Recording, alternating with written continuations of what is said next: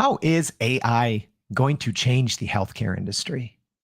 Well, there's probably a lot of ways, and that's one of the things that we're going to be talking about today on Everyday AI. This is your daily live stream, podcast, and free daily newsletter to help everyday people like you and me not just learn about what's going on in the world of AI, because there's a lot, but how we can also leverage it, right? Because that's the important part. We can read all the news stories and look at all the new tools and techniques, but if we can't put it into use in our day-to-day lives and understand what it means, then we're just going to get left behind. So let's keep up together. And let's first, before we bring on our guests and we talk AI in business and healthcare use cases, let me just remind everyone, this is a live show. So if you have any questions, please drop them. But before we get to that, let's first talk about what's going on in the world of AI news. So Warren Buffett came out and said that unlike just about everyone else, he's not all in on AI as an investment yet. So we talked about this earlier, but how just kind of the AI related companies are really driving the U.S. stock market. And, Warren Buffett, the esteemed investor, essentially said, even though he's amazed by ChatGPT, he is still cautious about investing in the AI industry. All right. Second, Instagram, kind of a leaked memo just showed that they will be warning users of AI content. So this is, again, a leaked document. A leaked document just kind of came out, and it shows that they're testing labels to warn users if the content was either generated with or edited via AI. So that one's going to be interesting just to see how they even label it, how they warn other users. But I think that signals a bigger shift, right? I think we're going to start to see this a lot, especially with images, video, and audio. I don't know how it's going to work, especially for text, but Instagram here, one of the first bigger companies, kind of announcing this. All right, last but not least, and kind of relevant to our show today, Google and DeepMind. So DeepMind is kind of Google's AI arm, so to speak, but they announced MedPalm M. So we've talked about MedPalm on the show before, but without getting too technical, but we'll actually dive into it maybe a little bit today. MedPalm M is a new multi-model large language model. So that's a mouthful, but think ChatGPT for medical, that's MedPalm. And they just announced MedPalm M, which is multi-model. So what that means is, the ability to process text, images, and even genomes. So wild, right? So this new MedPalm M will be able to encode and interpret biomedical data. Very exciting things happening in the medical field with AI. So speaking of that, let's talk that. And we already have a lot of comments coming in. Fantastic. So as a reminder, if you have questions for our guest today, if you want to know about AI in business and healthcare use cases, please drop a comment. But I'm very excited to bring on our guest for today. So maybe you've seen her in the comments for the Everyday AI show before, maybe not. But regardless, very excited to bring on Dr. Nadia Boutaoui. She is the founder of NanoNares Inc. and Entrepreneurs for Healthcare Tech. Nadia, thank you for joining us. Absolutely. Very happy to be here to move from the comment into the stage with you.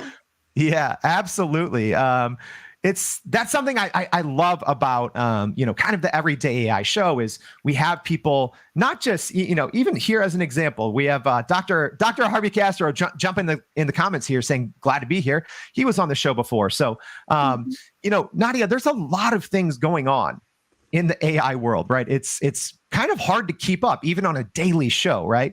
What are your thoughts specifically with what's going on in the healthcare field and AI? Because there's so much going on. What are your thoughts on some of these recent developments?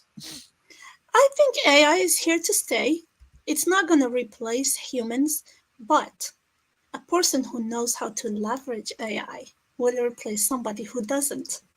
In the healthcare field, the Accenture, they estimate that AI applications can generate $150 billion in annual saving for the US health system. So that's huge, especially that the US health system is among the most expensive in the world. So there are so many areas where AI can bring value, not only improving the outcomes and also improving efficiencies for the healthcare systems. Yeah, absolutely. And that's even that right there, right? I have friends and family who work in healthcare, and efficiency always seems to be one of those major words that comes up. When we talk about how can AI help in healthcare, or large language models, even, right? Because from the patient side, one thing I think we always talk about is, hey, it's so hard to get in to see my primary care doctor, or to schedule a time with a specialist. So how do you see that improving in your field, even for I guess on the patient side? I think you hit the nail on its head here.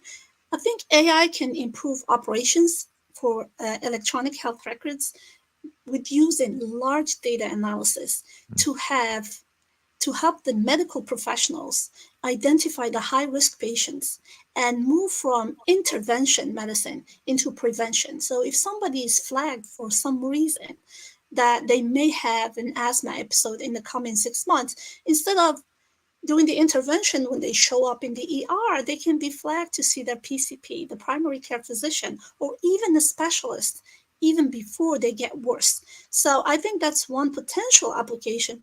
Another one is for having chat boxes that can help with scheduling and removing that friction of availability to of the specialists that we know they are very tight on time, so they can better manage the delivery as well as the satisfaction for the patient.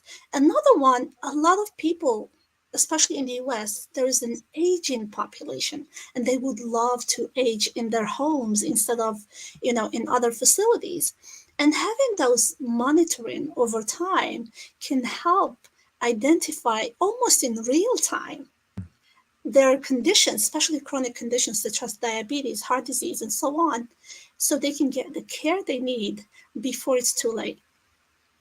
And that's so important because, it is all a timing thing, right? It is. And yeah, and just real quick, because I do want to follow up on that, but I do want to shout out those of you joining live. So thank you, Juliet, for joining us from Connecticut. Carlos, tuning in from Spain. Thank you, Carlos. Ellington. Wow, so many people this morning. Woozy from Kansas City. Lynette, thank you. I can't get to all of them, but if you do have a question for Nadia about AI in healthcare, please drop it now.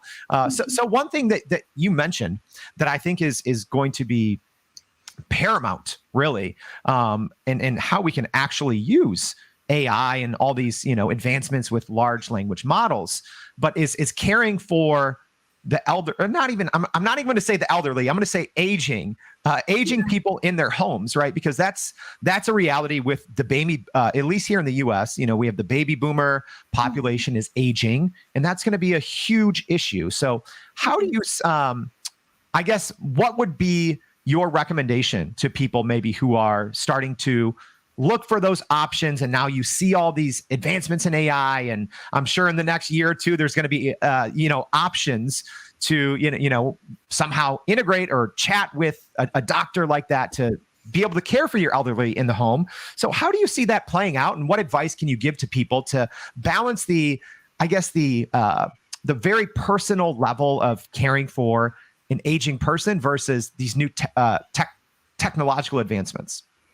Yeah, I think the AI powered virtual assistants and chat boxes, they will become the norm in the future, where patients, they will have their own virtual assistant to track, that is trained on their data, on their history, on their genome, so they can track their blood pressure sugar levels, and so on, and they can give them almost feedback instantly, whether to flag it in a way that you may need to see your PCP in the coming, week or two. The key is to keep these technologies accessible so that it will be used by these aging population. These chatbots also, they can support and ask the questions about their medication. Medication compliance is also an issue. Many people, especially with chronic conditions, they don't adhere to their medication regimen, so they can help them with, potential side effect if they are on multiple drugs, so that can prevent an adverse effect for these aging population. They also can help them with streamline their appointments and their care.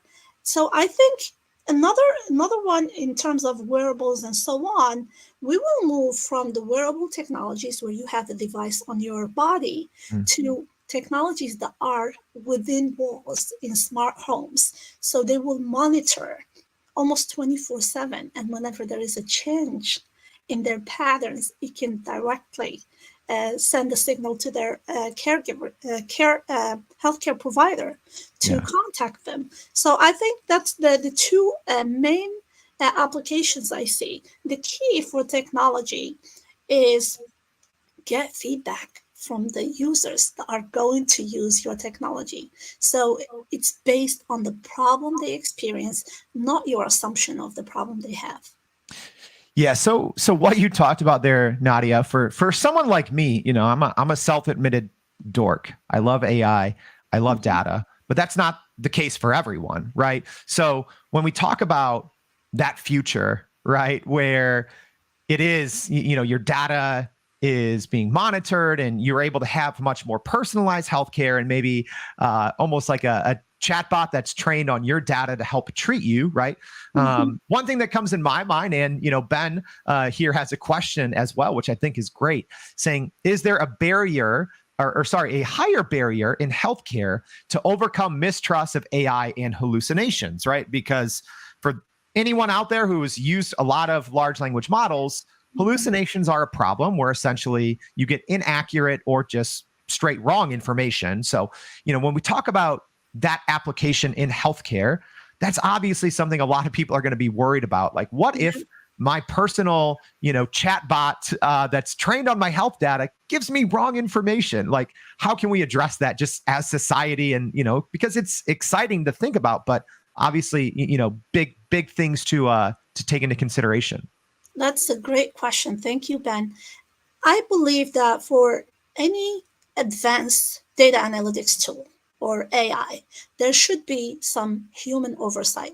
So whatever the recommendations that gives you, it will be checked by a physician or a trained professional before giving the get-go for the treatment. That's one. The second is when it comes to hallucination and for the chat boxes, especially, I think having that human oversight will mitigate that. The second thing that a lot of people worry about is the safety of their data. For especially, could it be accessed by a third party, especially with HIPAA? I think it's very important to identify the information and to have diversity within the development teams to avoid biases. Because we know if these chat boxes or these AI models are trained on existing data that may have embedded biases, it's going to be amplified. So having that diversity, even in the development stage, and having a trained professional to, valid to have the go no go from that output is key.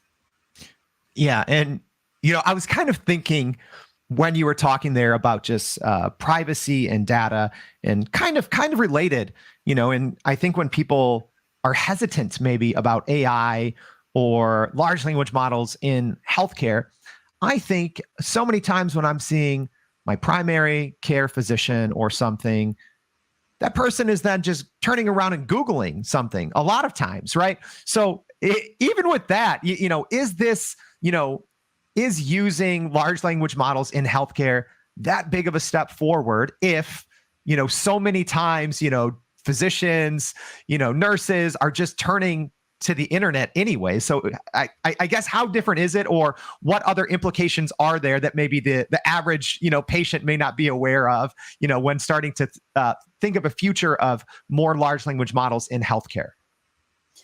I think technology is here to stay. And as humans, we've evolved to adapt to new technologies in some cases, there are tight regulations, especially in healthcare. So there's this resistance to applying or these new tech in their workflows, and it's a very not only the regulation, but the burnout is real when it comes to healthcare providers. And if for instance your tech needs a 10x to be adopted in a different field, it needs to be 50x in order to be adopted in workflows in healthcare.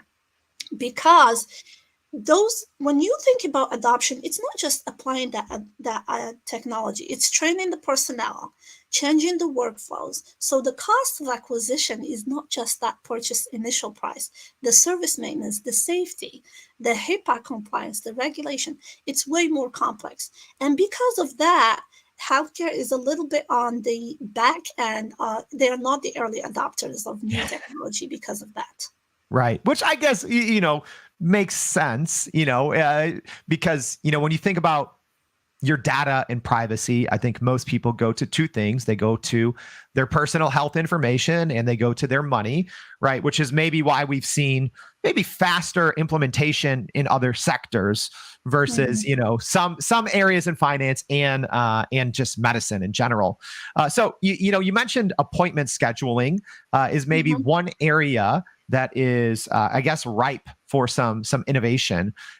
What other, so whether it's on the physician side, aspects of this new technology that may help physicians, or even just the relationship on the patient side, what areas do you think, given what you just said about how, in medicine or in the medical field, it's not always early adopters for tech, but what else do you see happening, maybe first or next in your field? Yeah, I think you mentioned DeepMind by Google. There's also IBM Watson. So supercomputers are using very large data sets to do predictions for chronic diseases, personalized treatment for cancer treatments.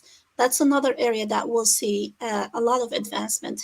And cancer research and personalized medicine in cancer treatment is generally at the forefront of innovation compared to other areas. So I see there will be a lot in that area. Also, when it comes to combining genomics and electronic medical records to create new drugs, one example that comes to mind is a collaboration between Regeneron Pharmaceuticals and Geisinger Health System. So a few years back, they sequenced up to 250,000 people, their whole genome. And the health system had the electronic medical records for years in that region. And that allowed, with the large data analysis, to find druggable targets for new drug development. So I see a lot of that also moving forward, collaborations to create more personalized drugs for specific populations, because we know what's on the market now was largely developed on white populations, and it doesn't work as well for African Americans or other ethnic groups. So we'll see more development in that area too. Yeah, and I do think that piece is exciting. I think it's much needed. So, one other question that I had for you, Nadia, is, we've talked about different applications in the healthcare field, like medical technology, like personalized medicine, so many things. But I know that you also have use cases on the business side as well. So, maybe I actually know that we have some listeners who have their own practices, or, maybe they work in a smaller healthcare system where maybe they have a little bit more flexibility to grow their business. But even on the business side, real quick, maybe what are some of your maybe personal use cases, or I guess different aspects of GPT and AI technology that has you excited for growing things on the business side? Absolutely. I think you can create chat boxes to answer FAQs based on your data instead of going to the internet. This way, it's personalized to the people you serve. It's based on feedback from the patients you serve. So that would be one application. Another application is segmentation of your patient population. This way, when you create let's say, leaflets. If you're serving a Latino population, it will take into account their culture, the language that would resonate the most with them. So having that personalized communication in medicine is critical. Processes. Look at your supply, your not supply chain from like the get-go, but internal processes. Find bottlenecks and use AI to relieve those bottlenecks. It will free up your time. It will increase the utilization of your staff. So if you have a bottleneck and you know that you get only 50% of usability out of, you know, a nurse or a PA or so on, and 150 in a different step of the process, you can strategically move your staff around. It will help you with the retention, it will increase productivity, and it will reduce burnout for your staff. And we know it's a big problem across. Yeah. Oh, absolutely. I think anyone who has a family member or friend in healthcare, I think burnout is usually one of the first things that comes up, right? Exactly. And I think that the AI technology is hopefully something that can help in that. A couple of questions wanted to get your thoughts on Sure. here, Nadia. So Dr. Rastafa is asking, so will these systems that we put in place for privacy or discrimination, are they going to vary with the political landscape? That is an important question. It's like, also, how can these things even roll out, right? Will it be the hospital systems, putting these in place regionally? Will it be state laws? Will there be federal mandates? Again, we can't ask you to predict the future, but what do you think of this question from Dr. Rastafa here? That's a great point, Rastafa, because the health system in the US is very fragmented by state, by health systems, and so on. The insurance companies, I think, are seeing the value in congregating large data sets from different health systems, and they're working actively to put all data in one big place, and then different health systems across states can have access to that. So I think having those centralized data centers, either across that cross state borders, would be key. This will allow, for instance, in emergencies or pandemics or other, disasters, to get access to these data that could be critical in dispatching the different, not remediations, but plans cross borders, cross states.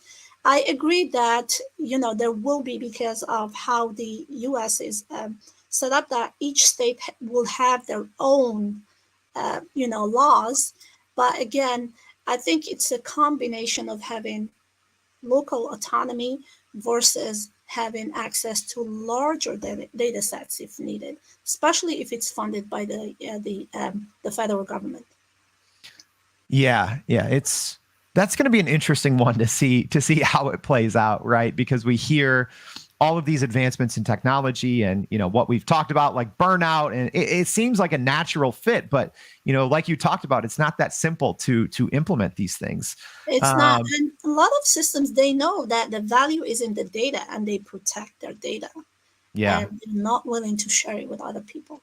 Yeah, absolutely. All right. And I think to wrap up, we have one last question here from Harvey Castro saying, do you know, so specific question here, but asking if you know of any specific, ChatGPT or maybe GPT companies in healthcare that you can recommend. Yeah. So are there any, we kind of talked about the DeepMind and the Palm M, but are there any other, companies or entities that are working on getting this thing that you talked about, this personalized chatbot? Have you seen that yet? Or is it still a whiles off? I wouldn't recommend like one specific one because I want to see how they evolve first. But I think between Amazon, between Apple, who has like the monitoring even for your brain waves in their AirPods, we will see more like healthcare related from the big tech giants. And we know healthcare is a difficult area to get into. Even when Amazon worked with two other companies and they created Haven, within 3 years, they dismantled it because it was so difficult. So that's why I'm hesitant to recommend one particular company because of the fragmentation in the system.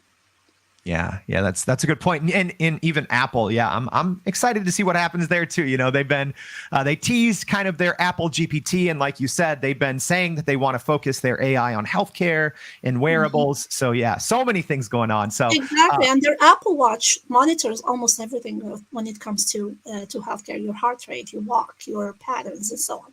So I think in the future, even if they are not doing it themselves, they will have strategic partnerships with other people that do. Yeah, absolutely. I think you hit it right. You know, there's so much data out there, and I think the future of healthcare is exciting, but so much going on. So thank you, Dr. Nadia Boutaoui, for joining us on the Everyday AI Show. We appreciate your time and insights. Absolutely. Thank you for having me. Great. All right. Yeah, thanks everybody for stopping by. And if you have questions and watching this on the recorded session, you can drop them in the comment and I'll come back and answer them. Oh, that's true. Nadia is great at going through and making sure and connecting with others. I think that's one thing that I love about Everyday AI is just, you know, experts that are going in and they're just helping people learn, because we all have to learn together. So speaking of learning, make sure to check out our daily newsletter. So go right now and sign up at youreverydayai.com. So Nadia has actually other resources we didn't even have time to talk about, some exciting initiatives that she's working on. We're going to be sharing about those in the newsletter, breaking down today's conversation even more. So thank you everyone for joining us, and we hope to see you back tomorrow and every day with Everyday AI. Thanks. Thank you everyone. Thanks a lot.